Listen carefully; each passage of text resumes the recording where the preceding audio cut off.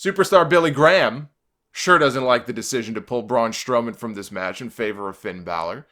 He made that very clear in a post on his Facebook page this week, where he talked about WWE promoting Strowman for the Royal Rumble with the knowledge that they had no actual intention of moving forward with him in that match. He cited Dave Meltzer's report in The Observer that Vince had made the call about a month ago or more that they were going to replace Strowman with Balor. But the idea is that they wanted to keep Strowman's name in there for fear that if they promoted Balor, they wouldn't sell as many tickets. And look, Superstar Billy Graham, who is entitled to his opinion, and it's his Facebook page. I'm not bringing this up here because the guy isn't entitled to his opinion. But he's well within his right to call out WWE for false advertising a match that they knew they had no intention of delivering on. But he takes it one step further. And he gets into this whole Balor is a good 100 pounds smaller than Lesnar. Nobody in their right mind can believe that Finn Balor is going to beat Brock Lesnar. And this was the kicker. This right here was the kicker. He mentioned at the end of his blog post that Cody Rhodes and All Elite Wrestling is going to outdraw WWE head-to-head every time. I sure hope All Elite doesn't bring Superstar Billy Graham in as an advisor with comments like that. TNA, with years of shows under their belt and national television, good national television too, tried going head-to-head with WWE once upon a time on Monday nights. It did not end well for them. This is what I talked about last week when I warned people. I warned people about using hyperbole and not overhyping a company that has yet to even run a single show. I think AEW can be successful, and it's already having an effect on the market. If you're a wrestler, especially if you're a wrestler that has some kind of a name or a profile, there has never been a better time for you to be a free agent than right now. All Elite has a lot to do with that, and if you don't believe that, if you can't bring yourself to accept that, then you're burying your head in the sand. But it's comments like that that can tank a company because you set the expectations so high that they are impossible to meet. To be honest, I'm surprised Graham is so positive about All Elite, given that Chris Jericho is involved. I mean, this is, after all, the same Chris Jericho whose tongue Superstar Billy Graham once said he would love to pull out with a pair of pliers and watch him bleed to death. Maybe he's angling for a match with Chris Jericho. Silly comment aside, this whole argument about Balor being too small to be believable, I know some people feel that way, and he is smaller than Brock. That is a physical, undeniable fact. Some people feel that way. They cannot bring themselves to buy into a match like this. Hey, to each their own. But Graham says that Balor being put in there will not sell one ticket to see this match. That is a ridiculous thing to say. Not the first time he has said something ridiculous, not even the dumbest thing he's ever said. You can add it to the pile and the list of stupid things this man has said over the years. But what a ridiculous thing to say. Not one ticket, he says, out of everybody in that stadium. Not one person would pay to see Finn Balor against Brock Lesnar over Braun Strowman against Brock Lesnar. Because Braun is big, and Balor is small. Yeah, people have been buying tickets like crazy, haven't they? Haven't they been buying tickets like crazy to see Braun Strowman against Brock Lesnar? So much so that WWE, at least up until last week, was doing 2-for-1 ticket deals to try to move more tickets and get more people into the stadium. The stadium will be full come showtime. I don't doubt that.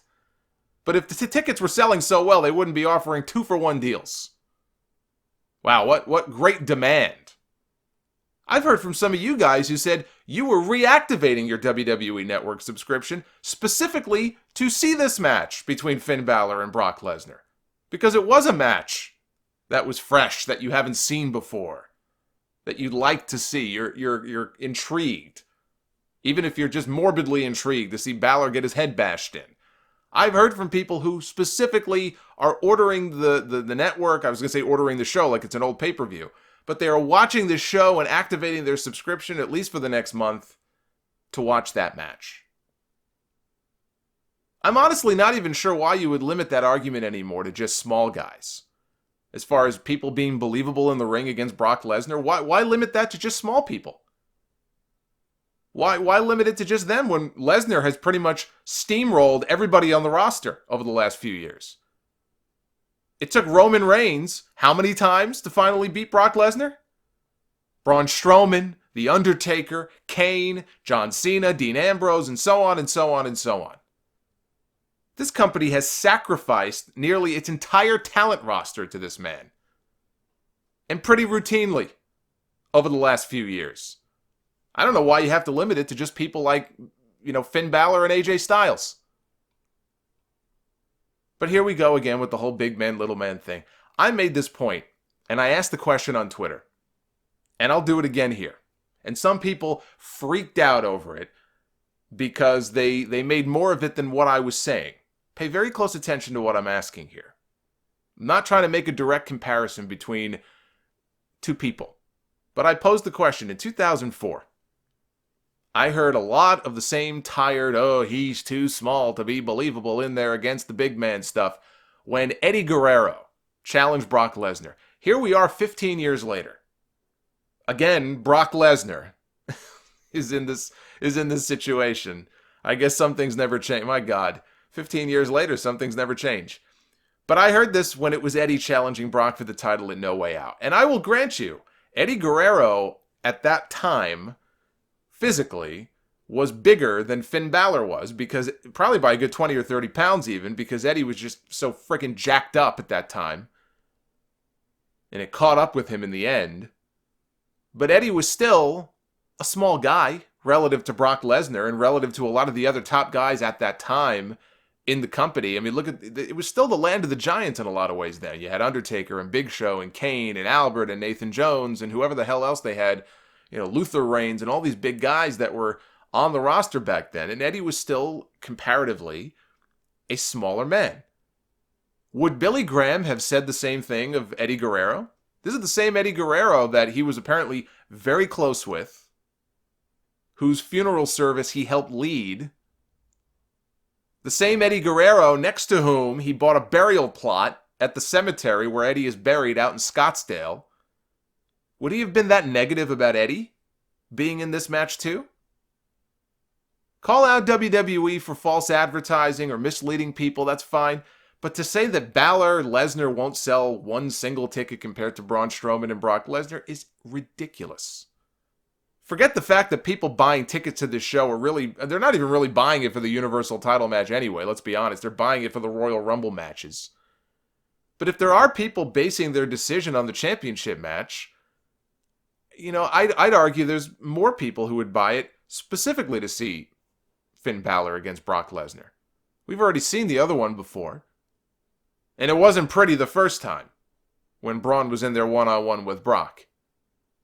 And again, there's going to be people, I already heard from people upset, how can you compare the great Eddie Guerrero to this twink Finn Balor? What's wrong with you? Because Eddie had a ton of charisma and all these attributes that Balor doesn't have, or Balor doesn't have as much of. That's why that freaked them out. I'm not arguing that.